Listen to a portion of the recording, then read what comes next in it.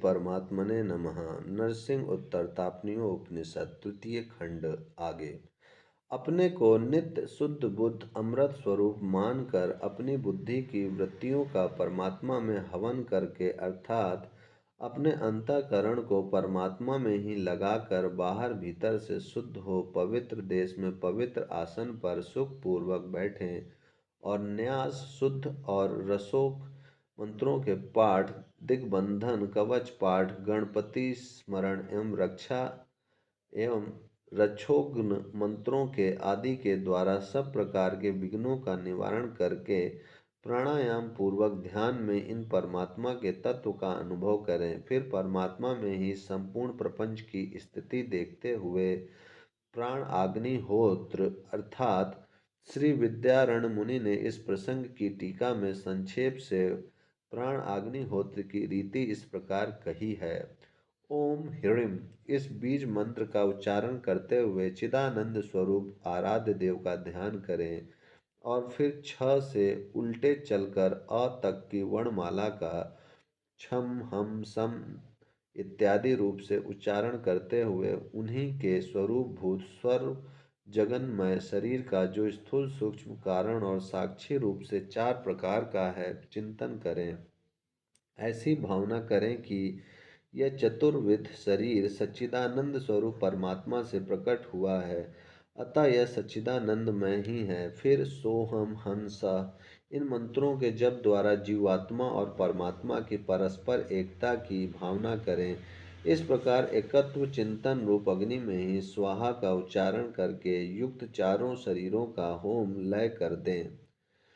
फिर और प्रपंच प्रपंच याग भी इसी प्रकार करना होता है। ओम ह्रीं इस मंत्र का उच्चारण करके सच्चिदानंद स्वरूप परमात्मा का चिंतन करते हुए अ से लेकर छ तक की वर्णमाला को अनुलोम क्रम से अम आम इत्यादि रूप से उच्चारण करें। फिर समस्त प्रपंच को सच्चिदानंदमय परमेश्वर से उत्पन्न हुआ देखकर उसके भी सच्चिदानंदमय होने की भावना करें। तत्पश्चात हंस सोहम इस प्रकार प्राणाग्निहोत्र की अपेक्षा उल्टे क्रम से जप तथा साथ ही साथ परमात्मा और जीव की एकता का चिंतन करते हुए उस चिंतनमय अग्नि में स्वाहा का उच्चारण करके समस्त प्रपंच होम दें विलीन कर दें। याग की रीति से प्राण और प्रपंच से अपना संबंध हटा लें और सर्व स्वरूप यह संकलह का अर्थ है। इसके द्वारा संकलीकरण नामक न्यास की ओर संकेत किया गया है।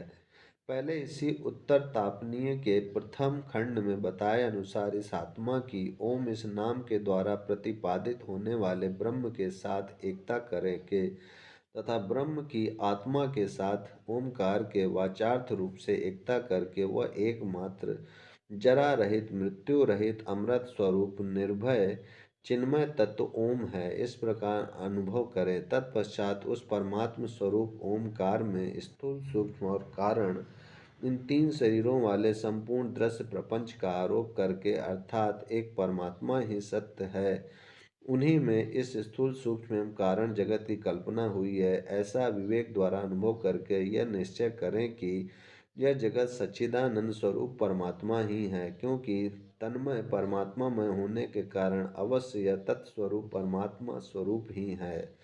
और इस दृढ़ निश्चय के द्वारा इस जगत को ओम के वाचार्थभूत परमात्मा में विलीन कर डालें। इसके बाद चतुर्थविध शरीर की सृष्टि के लिए निम्नांकित प्रकार से सकलीकरण करें। ओम का उच्चारण अनेक प्रकार से होता है। एक तो केवल मकार पर्यंत उच्चारण होता है, दूसरा बिंदु पर्यंत, तीसरा नाद पर्यंत और चौथा शक्ति पर्यंत होता है। फिर उच्चारण बंद हो जाने पर उसकी शांत संज्ञा होती है। सकलीकरण की क्रिया आरंभ करते समय पहले ओम का उपयुक्त रीति से शांत पर्यंत उच्चारण करके शांति कलात्मन साक्षिणे नमः इस मंत्र से व्यापक न्यास करते हुए साक्षी का चिंतन करें। फिर शक्ति पर्यंत प्रणव का उच्चारण करके इस मंत्र से व्यापक करते हुए अंतर्मुख सत्स्वरूप ब्रह्म ज्ञान रूप सामान्य देह का चिंतन करें। आधार युक्त। आधार युक्त यहाँ आधार शब्द पीठ तथा उसके भी आधारभूत स्थान आदि का बोधक है। उपयुक्त प्रकार से उत्पन्न हुआ यह चतुर्विद्य भगवान का सपरिकर पीठ अर्थात आसन तथा मूर्ति है। इस प्रकार की भावना करने के लिए आधार शब्द के द्वारा परिकर सहित पीठ न्यास की तथा अमृतमय कहकर मूर्ति न्यास की सूचना दी गई है। सच्चिदानंद पूर्ण आत्मा रूपिणी जो इच्छा ज्ञान क्रिया स्वतंत्र एवं सत्य स्वरूपिणी भगवान की पराशक्ति है, वही मूर्ति है। इस अमृतमयी मूर्ति की भावना से परिपूर्ण होना ही अमृतमय होना है। अमृतमय चतुर्थ आत्मा सर्वमय एवं चतुरात्मा होकर महान पीठ के ऊपर परिवार सहित इस प्रणव रूप परमात्मा का जो चतुस्समाप्तम चतुरात्मम तथा मूलाधार सहित अग्निमंडल में अग्नि रूप हैं, सम्यक प्रकार से चिंतन करें। समाप्तम चतुरात्मा आकार रूप ब्रह्मा का नाभि में चिंतन करें। सप्तात्मा चतुरात्मा उकार रूप विष्णु का हृदय में, समात्मा चतुरात्मा मकार रूप रुद्र का भ्रू मध्य में, सप्तात्मा चतुरात्मा चतुसप्तात्मा एवं चतुरात्मा ओमकार रूप सर्वेश्वर का द्वसांत में चिंतन करें।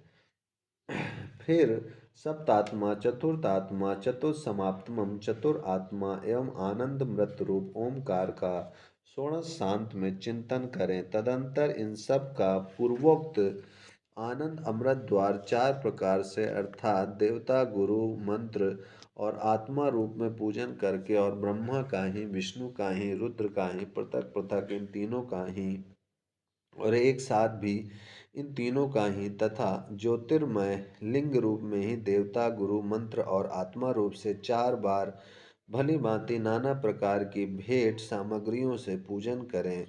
फिर प्रणव के उच्चारण द्वारा उन लिंगों का उपसंहार कर सबको एकीभूत करके अमृत का अभिषेक करें और उस सर्वदेवमय तेज को बढ़ाएं।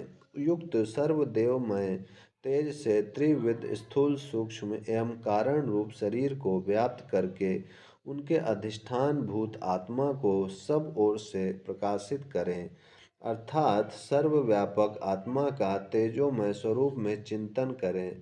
फिर उस तेज का आत्म चैतन्य रूप बल का निरोध करके उसके गुणों से अर्थात स्थूलत्व सूक्ष्मत्व बीजत्व साक्ष्यत्व आदि पूर्वोक्त गुणों से वाच्यवाचक परमात्मा एवं ओमकार की पूर्ववत एकता करें। तदंतर महास्थूल को महासूक्ष्म में और महासूक्ष्म को महाकारण में विलीन करके अकार उकार और मकार इन मात्राओं से जो क्रमशः विराट हिरण्यगर्भ और ईश्वर रूपा है, एक का दूसरे में लय करते हुए सबका तुरीय ओमकार में लय करें। फिर पूर्ववत ओत अनुज्ञातु अनुज्ञा और अविकल्प का चिंतन करते हुए सबको अविकल्प में लीन करके अविकल्प रूप परमात्मा का चिंतन करें और उन्हीं में सबका उपसंहार कर दें। ओम शांति शांति शांति।